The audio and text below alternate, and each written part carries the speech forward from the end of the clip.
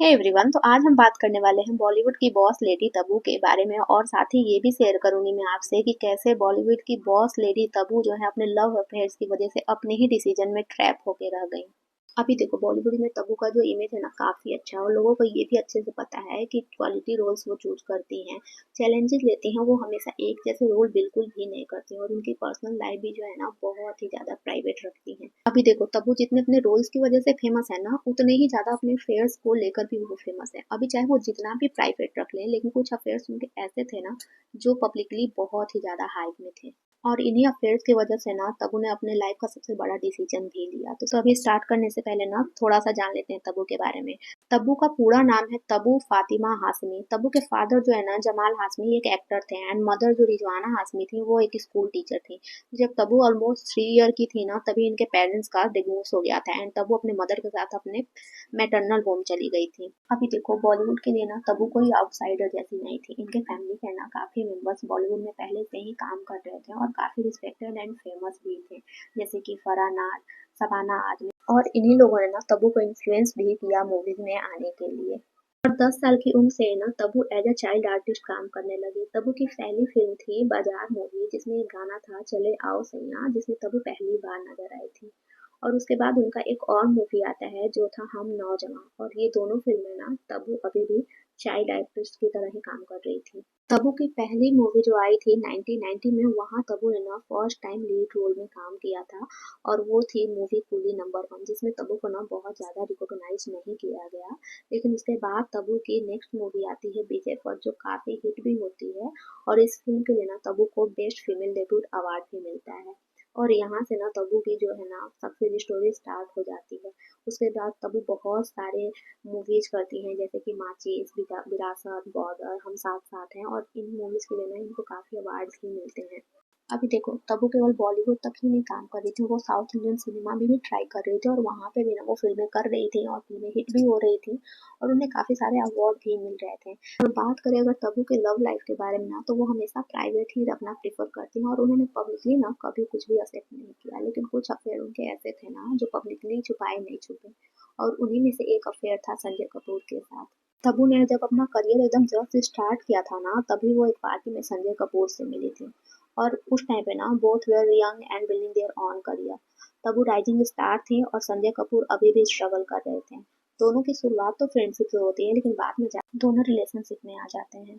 इन दोनों ने काफी साल एक दूसरे को डेट किया और उसके बाद तब्बू जो है ना वो रिलेशनशिप को काफी लेके सीरियस थी और वो कमिटेड होना चाहती थी, बट संजय कपूर ना अभी भी तैयार नहीं थे और इसी वजह से दोनों अलग हो गए। वैसे तो तब्बू का नाम ना साजिद नाडियाडवाला के साथ भी जोड़ा जाता है जो कि उन्हीं के फ्रेंड दिव्या भारती के हस्बैंड थे और कहा जाता है ना कि दिव्या भारती के डेथ के बाद ये दोनों रिलेशनशिप में थे।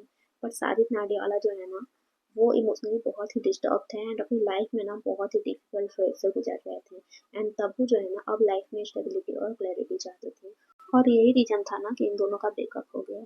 तो अभी बात करते हैं ना तब्बू के most famous and most serious relationship के बारे में। अभी देखो मैंने आपको पहले ही बताया कि तब्बू जो है ना बॉलीवुड के साथ साथ साउथ इंडियन सिनेमा भी कर रही थी और वहाँ पे भी वो लगातार काम कर रही थी और उन्हें वहाँ से भी मूवीज ऑफर हो रही थी। तब्बू अपने करियर के पीक पे थी और बहुत ज़्यादा फेमस थी तो उन्हें एक से एक अच्छे एक्टर्स के साथ काम करने का भी मौका मिल रहा था। ठीक इसी तरह ना उन्हें साउथ के एक एक्टर के साथ नागार्जुन के साथ काम करने का मौका मिला और इसी मूवी के सेट से ना उनकी on screen chemistry turn into a strong personal bond. अभी देखो इन दोनों ने कभी इस बात को पब्लिकली एक्सेप्ट नहीं करा है कि ये दोनों एक दूसरे को डेट कर रहे हैं, क्योंकि तब्बू भले ही सिंगल हो लेकिन नागार्जुन ना मैरिड थे और उनकी वाइफ का नाम है अमाला अकेनी। और अगर मीडिया रिपोर्ट्स की माने ना तो इन दोनों का रिलेशनशिप 10 ईयर से भी ज्यादा चला और तब्बू ने ना एक बार खुद इंटरव्यू में कहा था कि he is the one of the closest people in her life. अभी देखो अगर आप किसी को लगातार 10 ईयर तक डेट करोगे ना तो आप यही डिमांड करोगे उससे कि वो आपको स्टेबल और committed relationship they and Tabu भी ना यही डिमांड करी थी नागार्जुन से। बट नागार्जुन ना पहले से ही शादीशुदा था और वो अपनी फैमिली को अपनी वाइफ को छोड़ना नहीं चाहते थे और यहीं दोनों का नाम ब्रेकअप हो जाता है। लेकिन ब्रेकअप के बाद भी ना नागार्जुन और तब्बू दोनों बहुत ही अच्छे फ्रेंड थे एंड तब्बू के रिलेशन ना उनके वाइफ से भी काफ़ी अच्छे हैं। नागार्जुन की वाइफ आमला ने ना एक बार ये भी कहा था कि तब्बू उनके घर में हमेशा वेलकम है और वो जब भी यहाँ विजिट करें ना वो उनके घर रह सकती हैं। अभी देखो तब्बू के इन अफेयर्स के बारे में ना हम में से कई लोग जानते हैं कई लोग नहीं जानते हैं, बट तब्बू का ना एक अफेयर है जिसके बारे में हर कोई जानता है, वो है उर्वी और अजय देवगन की लव स्टोरी। अभी देखो इन दोनों ने ना एक साथ काफी सारी मूवीज में काम किया और लोग इनकी ऑन स्क्रीन केमिस्ट्री को ना बहुत ज्यादा पसंद भी करते हैं। एंड तब्बू ने ना अपने एक इंटरव्यू में ऐसा कहा था कि Ajay Devgn used to be very protective and keep an eye on her when they were younger. और फिर जोक में उन्होंने ऐसा भी कहा था कि अजय देवगन की वजह से लड़के उनसे दूर भागते हैं और इसी सब की वजह से ना लोगों को ये लगने लगा कि ये दोनों ना अफेयर में हैं, बट इन रियलिटी ना वो दोनों काफ़ी अच्छे फ्रेंड हैं, लॉन्ग टाइम फ्रेंड हैं, दैट्स वाई उनका बॉन्ड ऐसा है। अभी देखो तब्बू को चाहे जितने मर्जी अफेयर्स रहे हो, जितने मर्जी रिलेशनशिप रहे हो, but she is still single. और ऐसा इसलिए भी हो सकता है क्योंकि उन्होंने अपने कुछ अफेयर्स को 6 ईयर 10 ईयर दिया है प्योर इंटेंशन के साथ, उसके बाद भी दे डिडंट वर्क आउट। और उन्हें ऐसा लगता होगा कि जिनको वो अपने फर्स्ट प्रायोरिटी लिस्ट में रखती थी वो लोग उन्हें अपने फर्स्ट प्रायोरिटी लिस्ट में रखते ही नहीं है, वो लोगों के लिए कोई और लोग कोई और चीज़ें प्रायोरिटी लिस्ट में है। एंड देन आपको रियलाइज होता है कि आप चाहे कितना भी दे दो किसी भी रिलेशनशिप को, आप अकेले ही हो, देन आपको शादी जैसी चीज़ मैटर ही नहीं करती है। आपको ये लगने लगता है कि आप अपने सेल्फ रिस्पेक्ट सेल्फ वैल्यूज के साथ ज़्यादा अच्छे हो और वो आपके लिए ज़्यादा इम्पोर्टेंट है। That's all for today, thanks for watching, bye bye.